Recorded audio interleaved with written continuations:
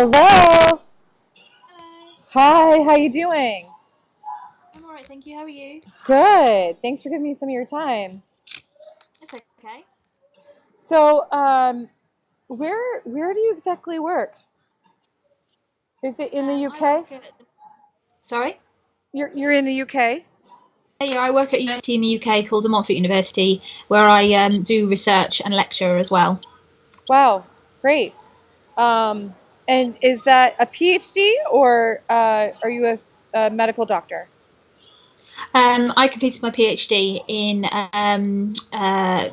medical sociology this year, so I'm a doctor of sociology. That's great. All right. And so you have done a lot of research in the fertility space. Yeah, yeah. What So have you seen?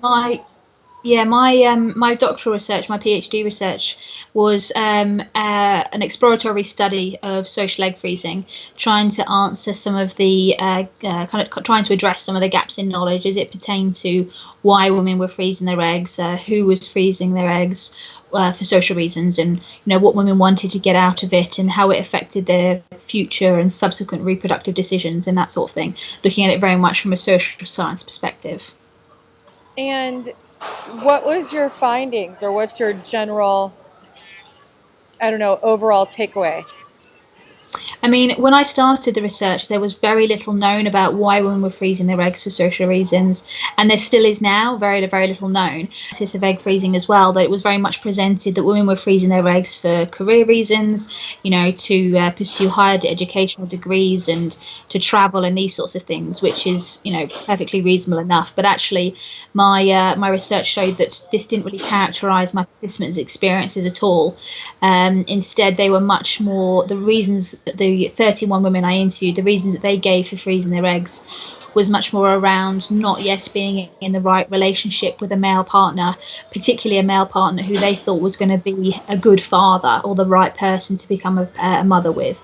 So it was more about these women feeling it wasn't yet the right time for them to pursue motherhood, which led them to freeze their eggs, rather than a desire to progress in their careers and these sorts of things. So it was very much about not yet being at the right time to become motherhood, to pursue motherhood, and therefore wanting to put some eggs on ice for potential future use when it felt like the right time for them to become a mother. Wow. And Yeah. how did you find the 30 plus women that you interviewed? Well, because there was, I mean, we still haven't got any statistics in the UK about how many women are freezing their eggs for social reasons, because the data isn't gathered, for medical reasons and for social reasons. So I used so many different approaches. Like I advertised on fertility forums. I went through about 4 clinics in the UK, referrals, Twitter, Facebook. So lots of different means, and there's probably more than that I just can't remember. Going to Yeah. events, these sorts of things. And were Yeah. they talking to you like anonymously, or was it like their data would be published in some way, or were you They only were using told. their answers? I gave them full anonymity and confidentiality, but of course they were made aware that the interviews were recorded, and they were made aware that I would be using those interview data in publications, conference presentations, these sorts of things. But I obscured their names. I gave them pseudonyms and removed any identifying characteristics from the data, so they should remain anonymous. My project was, of course, I mean, I did it for my PhD Right. over several years, so it was a bigger project than that as such. Yeah. Now, were all of your women from the UK?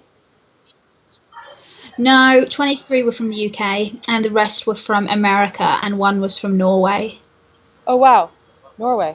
Cool. Yeah. Um, did they have any support systems during this period of time?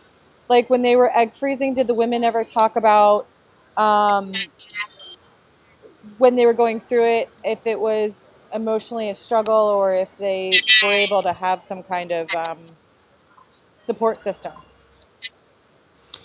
Um, Most women. So I remember one woman in particular. She was saying that she felt that she wouldn't recommend people go through the process because of how difficult it is emotionally, physically, and psychologically without a support system in place, because she didn't have a support system in place. But I recruited several women, and they knew one another and knew of other women who had frozen their eggs and those sorts of things.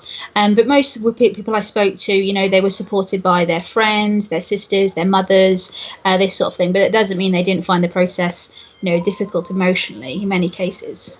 Well, there's very few of us that have come out publicly and spoken about egg freezing, not being anonymous. And so part of the goal with my website, experience.com, was to put faces and names out there. So it was more of a you could relate to someone and see that they were out and not ashamed of the process, and start a bigger conversation, Yeah. So, yeah, so that was Yeah. a goal there. Do you offer support for them after your research is done, or is it you were just calculating the social reasons why they're freezing, and that was the extent of your research? Well, I did the interviews in 2012, 2013 now, so it was quite a few years ago, and I haven't retained connections with the majority of them. I haven't. So there wasn't, as a sociologist rather than a psychologist or anything like that. I didn't offer any kind of follow-up care as such in that respect. I mean, I made sure that they had access to certain resources in case they needed to, but there's been no follow-up in that regard. I see. So it's not like you've gone back to see who's actually using their frozen eggs, or if they've had a child, or now have gone to motherhood? No, not yet. That's something that I would consider doing in the next couple of years, really, because you need some time to lapse as such. But I've got other projects on at the moment, so that's not what I'm doing just yet. But it's something that I would be considering in the future. I see. Okay, great. Yeah, I'd love to help anyone that I can, and be a resource for women that are thinking about egg freezing and want to know the facts or the details or what's involved. A lot of my blogs are my personal experience, but the new blogs that are going to be coming out in the next 6 to 8 months are going to be more detailed on the actual process, and how to navigate, kind of a girlfriend's guide on how to navigate through egg freezing. So that sounds good. Yeah.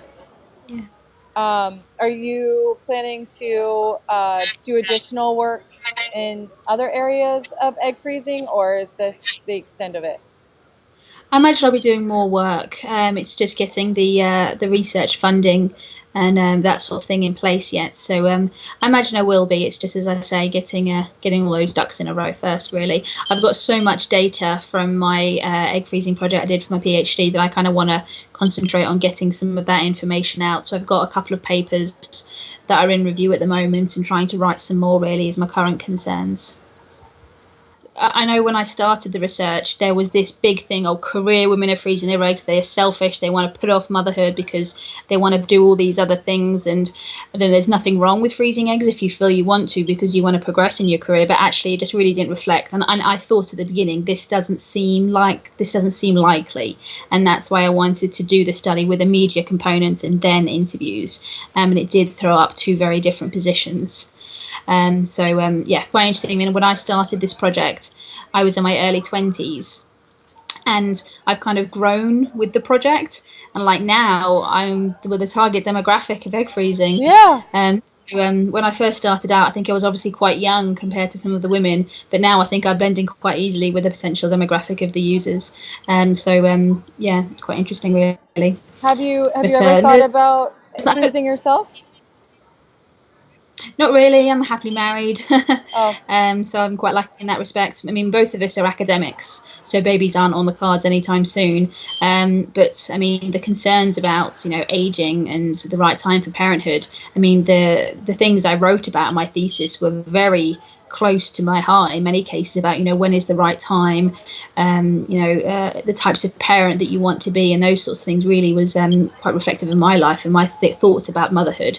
But no, I don't think I'll be pursuing egg freezing myself because I've got him upstairs, but we'll do that later on, I think. Yeah. Well, you can always make embryos too, and then Well, I really appreciate your time today. That's okay. Yeah, and so nice to get to know you and have other people to network in the space. Yeah, yeah, that's great. So no, it's really glad that you made contact with me. Yeah, no, thanks for being so willing to talk. And I'd love to feature you on that blog and connect with the other women that we know in the industry and keep networking. Yeah, I think that's a great idea. All right. Well, have an All awesome right. Friday night. Sorry, thank you very much. You too. Yeah. Bye. Okay, bye.